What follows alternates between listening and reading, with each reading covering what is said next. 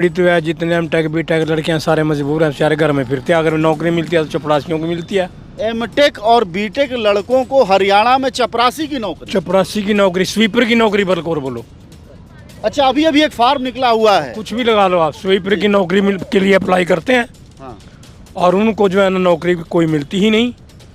M tech B take लड़के, graduate, M take, LLB लड़के बेकार फिर रहे हैं सारे। जो इन्होंने वो अग्निवीर किया है ना, ये उन्होंने जानबूझकर किया है कि हरियाणा पंजाब के लोगों की एंट्री वहाँ कम हो, और जानबूझ कर किया। उसका भी मेन मुख्य कारण है कि यहाँ पर बेरोजगारी। अब जो बच्चे +2 के बाद, जिसके पास गरीब आदमी के पास कोई साधन नहीं होता था, उसको पढ़ाने की बजाय वो वहाँ भेज देते थे फोर्स में जी। अब उन्होंने वो भी छीन लिया, और इसलिए वो मतलब एक भी आप, मुझे तो ऐसा कोई वर्ग दिखाई नहीं देता जिसके उन्होंने, बीजेपी वालों ने, ऐसे लगता है जानबूझकर हर आदमी को नुकसान पहुंचाने का उन्होंने अपना घोषणा पत्र तैयार करके। तो है जितने एम टेक बी टेक लड़कियां सारे मजबूर हैं, सारे घर में फिरते हैं। अगर नौकरी मिलती है तो चपरासियों को मिलती है। एमटेक और बीटेक लड़कों को हरियाणा में चपरासी की नौकरी। चपरासी की नौकरी, स्वीपर की नौकरी बल्कि और बोलो। अच्छा, अभी अभी एक फार्म निकला हुआ है। कुछ भी लगा लो आप, स्वीपर की नौकरी के लिए अप्लाई करते हैं। हाँ। और उनको जो है ना नौकरी कोई मिलती ही नहीं। एम टेक बी टेक लड़के, ग्रेजुएट, एम टेक, LLB लड़के बेकार फिर रहे हैं सारे। क्या खर्चा आता होगा ये पढ़ाई कराने में? एमटेक बीटेक लाखों में होगा। वो तो अब फैमिली टू फैमिली डिपेंड करते हैं। वो तो जिनकी जैसे हालात हो घर के वैसे खर्च करेंगे, समझे जी। लेकिन नौकरियां नहीं हैं। नौकरियां नहीं हैं, बिल्कुल भी मजबूर हैं। लेडीज भी, even M tech B tech वो भी स्वीपर लगी हुई हैं। और बोलो, लेडीज क्लास 4 में लगी हुई हैं, D ग्रुप में। नौकरी नहीं मिलती। M tech B tech, GATE pass, LLB sweeper लगी हुई हैं। क्या लगता है कि पीछे की ऐसी सरकार कभी नहीं आई जैसी अभी ये है? इतनी बुरी, इतनी गड़बड़। देखो बात यह है ना कि हर आदमी, बच्चा, हर माँ बाप ये कोशिश करते हैं अपने बच्चे को पढ़ाऊँ कि अच्छी नौकरी मिल जाएगी, गुजारा चलेगा। वही परेशान है बेचारे, कर्जे ले करके बच्चों को पढ़ाते हैं। इतनी बुरी हालत है लोगों की।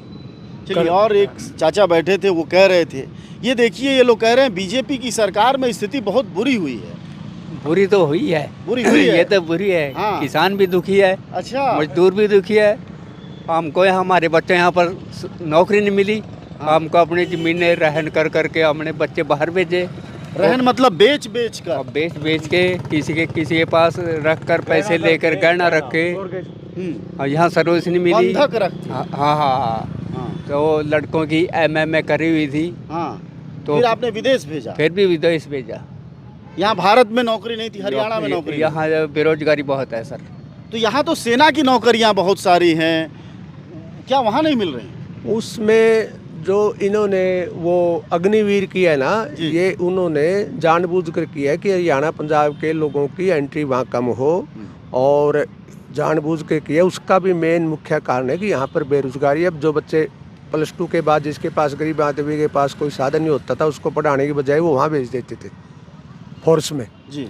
अब उन्होंने वो भी छीन लिया, और इसलिए वो मतलब एक भी आप, मुझे तो ऐसा कोई वर्ग दिखाई नहीं देता जिसके उन्होंने, बीजेपी वालों ने, ऐसे लगता है जानबूझकर हर आदमी को नुकसान पहुंचाने का उन्होंने अपना घोषणा पत्र तैयार करके। मतलब अग्निवीर पर सबसे बड़ा हथौड़ा अगर किसी राज्य को लगा है तो हरियाणा, और उसमें थोड़ा राजस्थान लगाओ, और मेन हरियाणा और राजस्थान, दो ही है मेन, पश्चिमी उत्तर प्रदेश। तो फिर ये सरकार जो जीतती है वो किन बातों से जीत जाती है? दो बार आप लोगों ने चुना इनको। बस वो तो पहली बार तो ये ठीक, थोड़ा ठीक काम कराया। जो दूसरी बार में आए ना, जब इन्होंने काम बिल्कुल ठीक नहीं कराया। अब इन्होंने तो लोगों को ये है कि 5 किलो नाज दिया, अब इसी पर बढ़ो लिया एक किस्म से।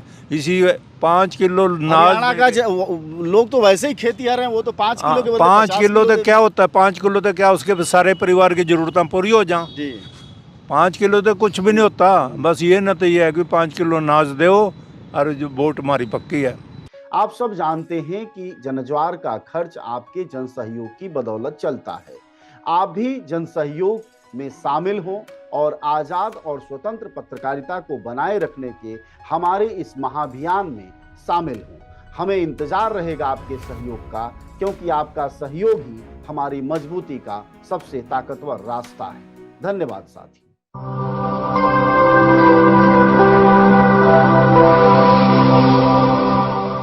जन ज्वार जनता की मीडिया।